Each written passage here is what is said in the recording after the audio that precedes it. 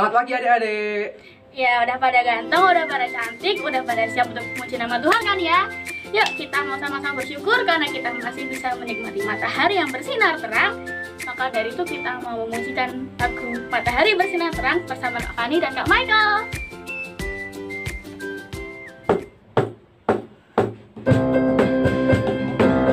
Tepuk tangan ya adik-adik. Matahari bersinar terang, burung berkicauan senang, harum semerbak bunga di taman, semuanya mengajak kepada kita dan memuji nama Tuhan yang besar dan memuji. Sekali lagi adik-adik. Matahari bersinar terang, burung berkicauan senang, harum semerbak bunga di padang, semuanya mengajak kepada kita dan memuji nama Tuhan yang besar dan memuji nama Tuhan yang besar. Halo adik-adik, yuk kita sama-sama berdoa supaya kita bisa sekolah minggu dengan tenang dan baik. Yuk duduk manis, kita lipat tangan, kita berdoa. Selamat pagi Tuhan, terima kasih atas berkat-Mu hari ini. Kami masih bisa sekolah minggu bersama-sama walaupun masih dari rumah.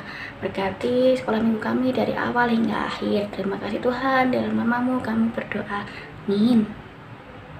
Adik-adik pernah ngerasa nggak sih kalau apa yang menurut kita mustahil itu sebenarnya nggak ada apa-apanya loh buat Tuhan. Maka dari itu kita mau naikkan pujian bersama, mujizat itu nyata.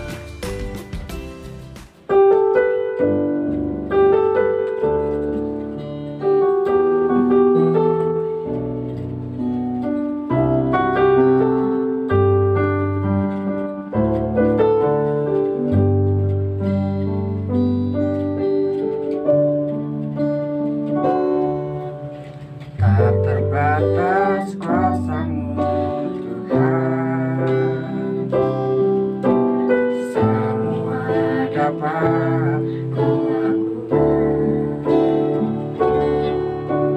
Apa yang Kau lihat tak mustahil bagiku, itu sangat mungkin bagimu. Di saat ku tak berdaya, kuasa-Mu yang sempurna. Ketika ku berdoa, mujizat itu nyata. Bukan karena kekuatan, namun Roh-Mu ya Tuhan. Bisakah ku percaya mujizat itu Kita nyanyikan lagu ini satu kali lagi.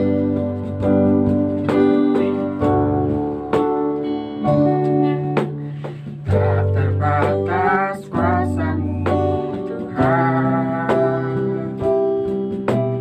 semua dapat Kau lakukan.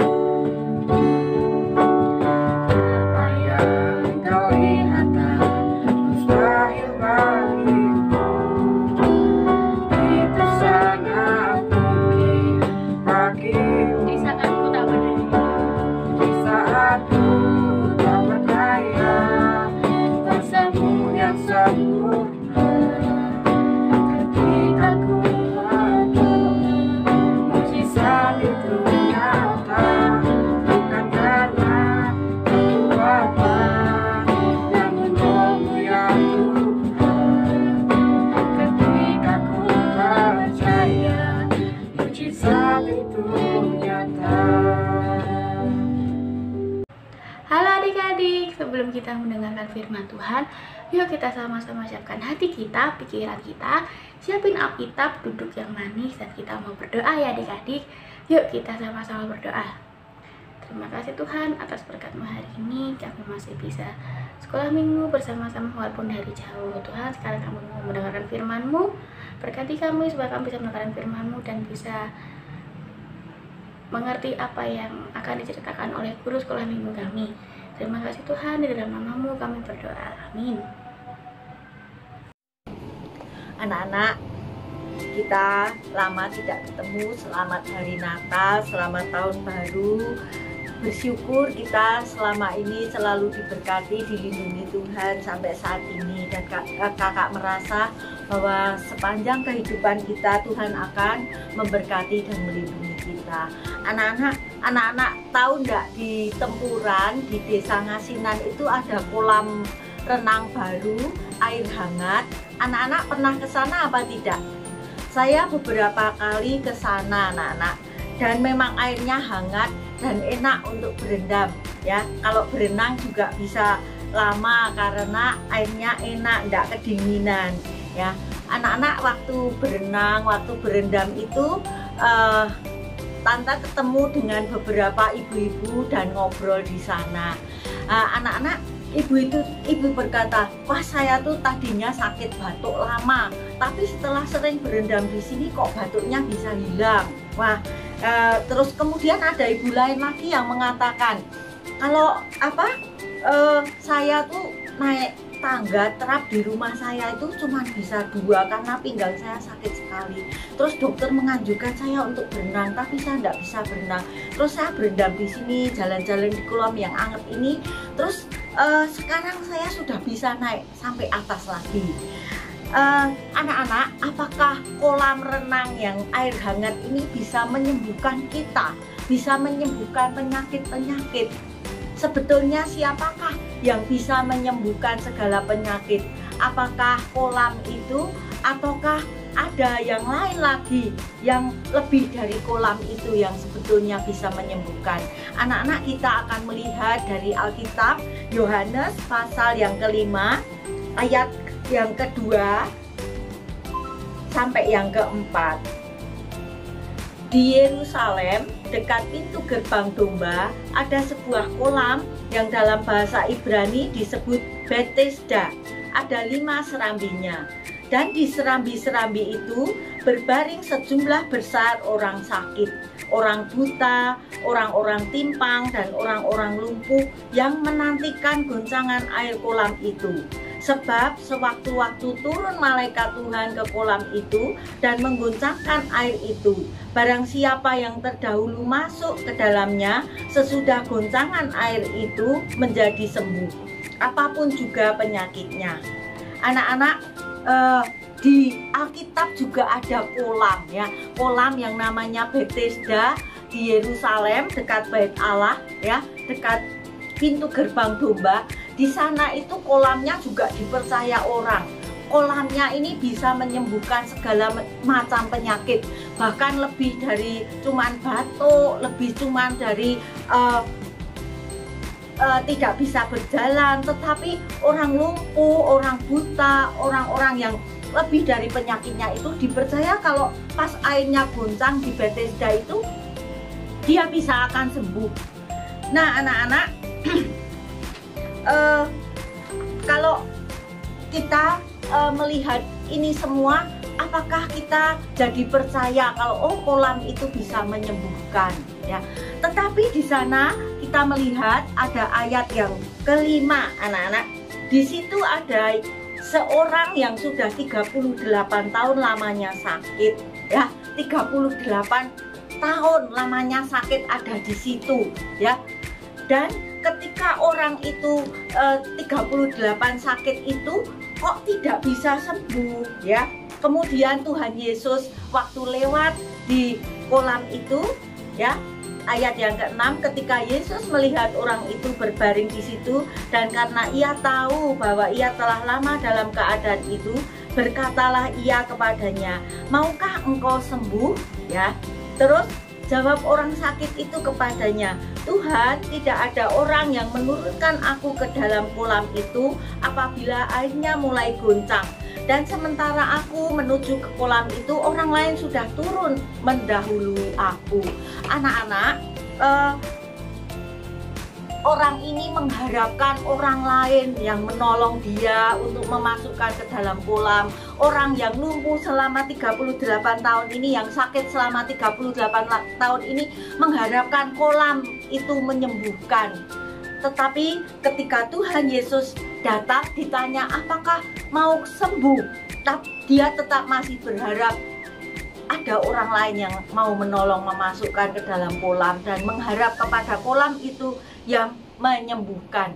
Tetapi anak-anak, kata Tuhan Yesus di dalam ayat yang ke-8, bangunlah, angkatlah tilammu dan berjalanlah. Dan pada saat itu juga sembuhlah orang itu, lalu ia mengangkat tilamnya dan berjalan.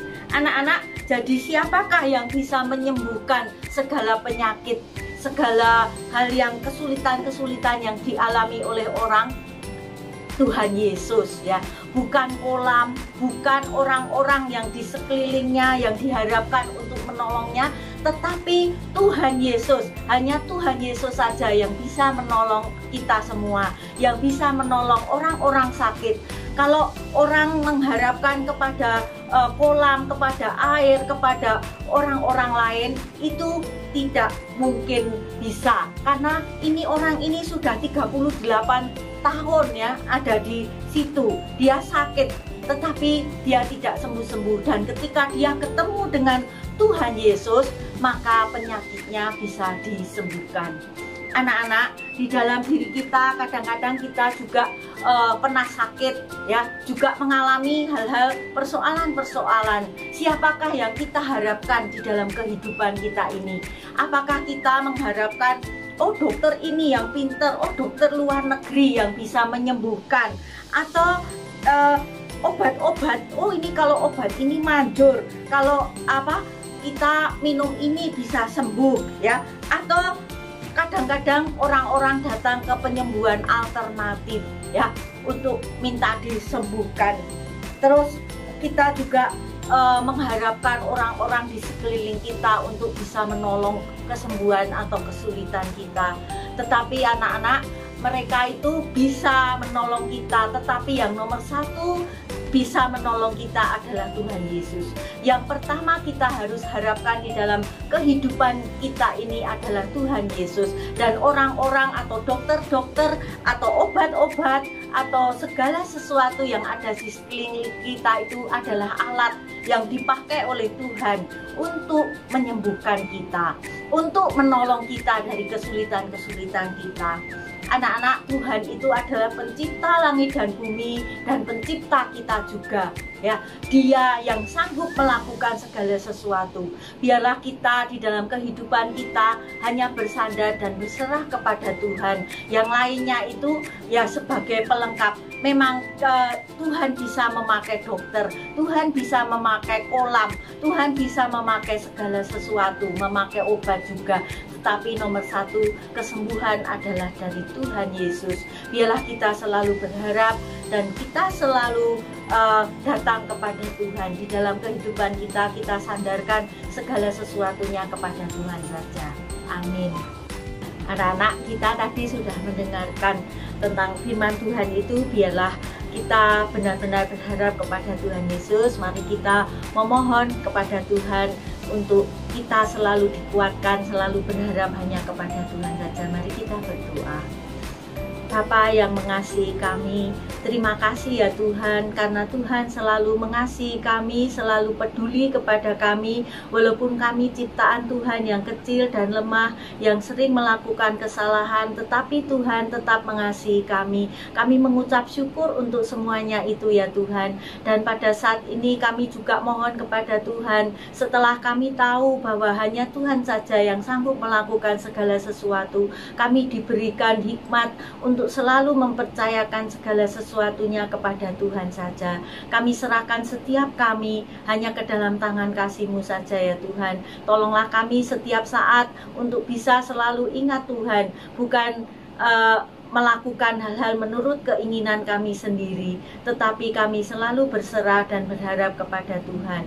Kami serahkan ya Tuhan setiap kami, anak-anak dan guru-guru sekolah minggu, ketika kami belum bertatap muka ataupun nanti ketika kami sudah bertatap muka, untuk bisa setia kepada Tuhan, selalu bisa berharap kepada Tuhan di dalam kehidupan kami. Terima kasih ya Tuhan, doa kami serahkan di dalam Tuhan Yesus yang selalu mengasihi kami. Amin.